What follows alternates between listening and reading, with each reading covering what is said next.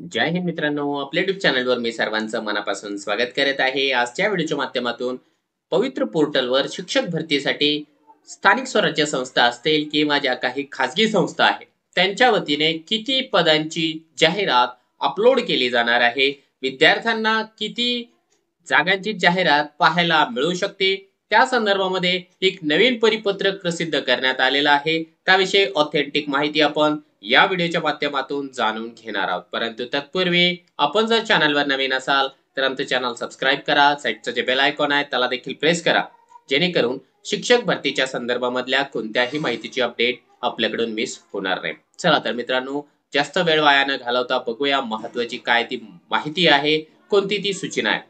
बघा मित्रांनो, जसं की आपण ऑलरेडी आपल्या चॅनलच्या माध्यमातून तुम्हा सर्वांपर्यंत एक माहिती पोहोचवलेली आहे की पवित्र पोर्टलवर जे स्थानिक स्वराज्य संस्था आहे म्हणजे जिल्हा परिषद, नगरपालिका, महानगरपालिका, कटक मंडळे, नगर परिषद आणि खासगी संस्था या सर्वांना जाहिराती अपलोड करण्यासाठी टॅब उपलब्ध करून देण्यात आलेला आहे. आता त्यांच्याकरिता एक नवीन सूचना देखील कालच्या तारखेला जे आहे पवित्र पोर्टलच्या ऑफिशियल वेबसाईटला प्रसिद्ध करण्यात आलेली आहे. आपण ती सूचना बघूया. त्या सूचनेच्या माध्यमातून आपल्याला एक्झॅक्टली जागा किती येऊ शकतात त्याचा प्राथमिक अंदाज येऊन जाऊ शकतो. बघा, या ठिकाणी गाईडलाईन्स इन्स्ट्रक्शन फॉर ईओ यांच्याकरिता गाईडलाईन्स देण्यात आलेल्या आहे. प्रत्येक व्यवस्थापनांसाठी जे आहे सूचना देण्यात आलेल्या आहे. आपण या सूचना या ठिकाणी जे आहे डाउनलोड करून घेऊया. डाउनलोड केल्यानंतर आपल्याला या ठिकाणी दिसत आहे की 16/10/2023 तारखेला व्यवस्थापनांसाठी सूचना प्रसिद्ध करण्यात आलेल्या आहेत. आता यामध्ये स्थानिक स्वराज्य संस्था व खासगी शैक्षणिक संस्थांमधील रिक्त पदे भरण्यासाठी पवित्र पोर्टलवरील जाहिरात विषयक सूचना असं त्यांनी या ठिकाणी दिलेलं आहे. आता यामध्ये बऱ्याच गोष्टी सांगितलेल्या आहे, परंतु त्या सगळ्या डिटेल्स मध्ये मी सांगणार नाही की TIT ची परीक्षा जी आहे 22 तारखेपासून 3 तारखेपर्यंत घेतली. यामध्ये 2,39,730 उमेदवारांनी रजिस्ट्रेशन केलं. त्यापैकी 2,16,443 उमेदवारांनी प्रत्यक्षामध्ये परीक्षा दिलेली आहे. आता याच्यापैकी रजिस्ट्रेशन किती झालं त्याचा ऑथेंटिक आकडा अजूनही आपल्या समोर या ठिकाणी येऊ शकलेला नाहीये. आता त्याच्या पाठीमागचं कारण हे आहे की जे TET फ्रॉड मध्ये आढळलेले उमेदवार आहेत, ज्यांना की टप्प्याटप्प्याने बरेचसे कोर्ट जे आहे परवानगी देत आहे, म्हणून त्यांचं रजिस्ट्रेशन अजूनही चालूच आहे. म्हणजे स्पेसिफिक एकेका याचिकेचं रजिस्ट्रेशन चालू आहे. त्याच्यामुळे अजूनही तो जो आकडा आहे तो फायनल झालेला नाही. कदाचित जे आहे लवकरच तो आकडा आपल्या सर्वांपर्यंत पोहोचून जाणार आहे. आता यामध्ये सर्वात पहिल्यांदा तर त्यांनी काय सांगितलं की संस्थांनी रजिस्ट्रेशन कशा प्रकारे करायचं आहे, युजर ID, पासवर्ड, OTP ज्या पद्धतीने विद्यार्थ्यांसाठी म्हणण्यापेक्षा अभियोग्यता धारकांसाठी जी प्रोसेस होती त्या पद्धतीने त्यांनी लॉग इन करून घ्यायचं आहे. त्यानंतर जे आहे व्यवस्थापनात जाहिरात देण्यापूर्वी त्यांच्या व्यवस्थापनाची बिंदू नामावलीची जी तपासणी आहे संस्थेच्या मुख्यालयाशी संबंधित विभागाच्या सहाय्यक आयुक्त माननीय विभागीय आयुक्त कार्यालय यांच्याकडून अद्यावत प्रमाणित केलेली असणे आवश्यक आहे. म्हणजे ज्यांचं रोस्टर कंप्लीट आहे आताच्या घडीला कडून ज्यांचं रोस्टर कंप्लीट आहे, मग ते जिल्हा परिषद असेल किंवा आपण सांगू शकतो की खासगी संस्था असेल, त्यांना जाहिरात देता येणार आहे. म्हणजे ज्यांचं जे रोस्टर आहे 2022-23 कंप्लीट आहे. आता एक नवीन गोष्ट त्यांनी या ठिकाणी सांगितली की यापूर्वी प्रमाणित केलेल्या बिंदू नामावलीनुसार आता मागे जे आहे SCBC आपल्या मराठा बांधवांना आरक्षण होतं, त्याचं आरक्षण असेल किंवा पेसा क्षेत्रामधील आरक्षण आहे, यामध्ये बदल झाल्यामुळे प्रत्येक व्यवस्थापनास बिंदू नामावली अद्यावत करून प्रमाणित केलेली असणे आवश्यक आहे. म्हणजे त्यामध्ये जे आहे ST पेसाच्या जागा नसाव्या किंवा जे आहे SCBCचं आरक्षण त्याच्यामध्ये नसावं नियमाप्रमाणे. त्यानंतर त्याने सांगितलं पवित्र पोर्टलवर जाहिरात देण्यासाठी कार्यपद्धतीचा जो शासन निर्णय आहे 7 फेब्रुवारी 2019 चा आहे. त्यामध्ये जे परिशिष्ट आहे त्यामध्ये सक्षम प्राधिकारी नमूद करण्यात आलेले आहे. त्यामध्ये बिंदू नामावली भरणारे अधिकारी, तपासणारे, जाहिरातीस मान्यता देणारे अधिकारी निश्चित करण्यात आलेले आहे. आता त्यासाठी हा तक्ता आहे. बघा, जर जिल्हा परिषद असेल तर व्यवस्थापन जिल्हा परिषद आहे. बिंदू नामावली आणि विभागीय रिक्त पदांची माहिती भरणारे शिक्षण अधिकारी म्हणजे जिल्हा परिषदेचं शिक्षण अधिकारी भरणार आणि तपासणारा अधिकारी कोण आहे, मुख्य कार्यकारी अधिकारी.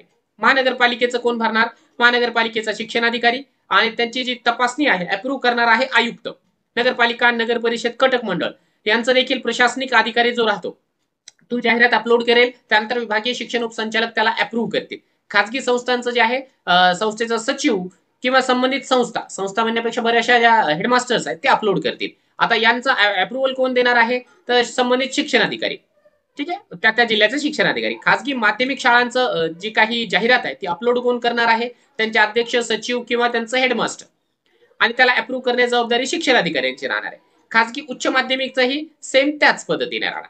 आता हे तर झालं जनरल. आता व्यवस्थापनामध्ये यापेक्षा जास्त माध्यमांच्या शाळा असल्यास, म्हणजे एकापेक्षा जास्त जर का माध्यम असेल, तर बिंदू नामावलीची माहिती माध्यम निहाय नोंद करण्यात यावी. असं जसं जिल्हा परिषद आहे. आता काही जिल्हा परिषदांमध्ये मराठीच्या शाळा आहेत, उर्दूच्या पण आहेत, बेंगॉली पण आहेत आणि इंग्लिश माध्यमाचे पण आहे. तर मग त्यांनी काय करायला पाहिजे, की एकापेक्षा जास्त जर का त्यांच्याकडे माध्यम असेल, तर त्यांच्या माध्यमांची जी आहे माध्यम निहाय नोंद करायची. मराठीचे वेगळे, इंग्लिशचे वेगळे, उर्दूचे वेगळे, बेंगॉलीचे वेगळे. त्यानंतर त्यांनी सांगितलं रिक्त पदांची मागणी नोंदवताना 22-23च्या संच मान्यतेनुसारच जे आहे पटाची नोंदणी करायची, मागचं चालणार नाही. रिक्त पदापैकी एखाद्या काही पदाबाबत न्यायालयांमध्ये प्रकरण असेल, तर अशा अन्य उचित कारणाने जी पदे आहेत भरणे शक्य नसेल, तर अशी पदे वेगळून बिंदू नामावलीतील आरक्षण व विषयाची मागणी नोंदवावी. हा एक चांगला मुद्दा त्यांनी दिलेला आहे. कारण मागच्या वेळेस काय झालं, की पवित्र पोर्टल मार्फत बरेचसे उमेदवार खाजगी संस्थांवरती सिलेक्ट होऊन गेले, परंतु त्या ठिकाणी त्यांनी सांगितलं की आमचं कोर्ट मॅटर चालू आहे. मग अशा कारणाने त्यांनी इंटरव्ह्यू घेतलाच नाही आणि त्या उमेदवाराचा एक चान्स या ठिकाणी बरबाद झाला. तर त्याच्यामुळे जे आहे आता त्यांनी या ठिकाणी सांगितलं जर कोर्ट मॅटर असेल तर त्यांनी जे आहे ते नोंदवायचंच नाही. आता येतो आहे आपला सर्वात जीवाभावाचा प्रश्न, की 10 नंबरचा प्रश्न सर्वात उपयोगी आहे येणाऱ्या शिक्षक भरतीसाठी, आपल्या अभियोग्यता धारकांसाठी. तो महत्वाचा प्रश्न काय आहे, की रिक्त पदांची मागणी करताना शालेय शिक्षण विभाग शासन निर्णय जो क्रमांक आहे या ठिकाणी 21/6/2023 त्याच्यामधील तरतुदीनुसार रिक्त पदांच्या 80% मर्यादेमध्ये मागणीची नोंद करावी. म्हणजे या ठिकाणी यांनी सांगितलेलं आहे, की एक जो शासन निर्णय आहे कोणाचा, शालेय शिक्षण विभागाचा, तो शासन निर्णय 21/6/2023 या तारखेचा शासन निर्णय आहे आणि त्यामध्ये स्पष्ट सूचना आहेत, की एकूण जेवढ्या जागा तुमच्याकडे रोस्टर प्रमाणे रिक्त असतील त्या एकूण जागांच्या 80% जागांची पदभरती पहिल्या टप्प्यात केली जाणार आहे. मी तुम्हाला थोडक्यामध्ये तो जी आर दाखवतोय. हा बघा, हा जी आर आहे 21 जून 2023चा आणि हा जी आर देखील आपल्याला दिसत आहे या ठिकाणी, की शालेय शिक्षण आणि क्रीडा विभागाचाच हा जी आर या ठिकाणी आहे.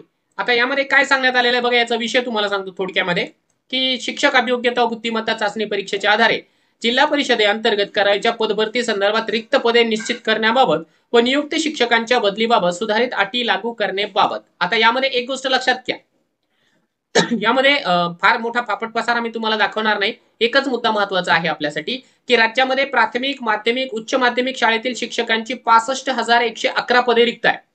त्यापैकी 30,000 पदांची शिक्षकांची पदे भरण्यात येणार असल्याबाबतचे आश्वासन माननीय मंत्री शालेय शिक्षण आणि अर्थसंकल्पीय अधिवेशनादरम्यान उपस्थित आयुधेमध्ये म्हणजे तारांकित प्रश्नामध्ये दिलेली आहे.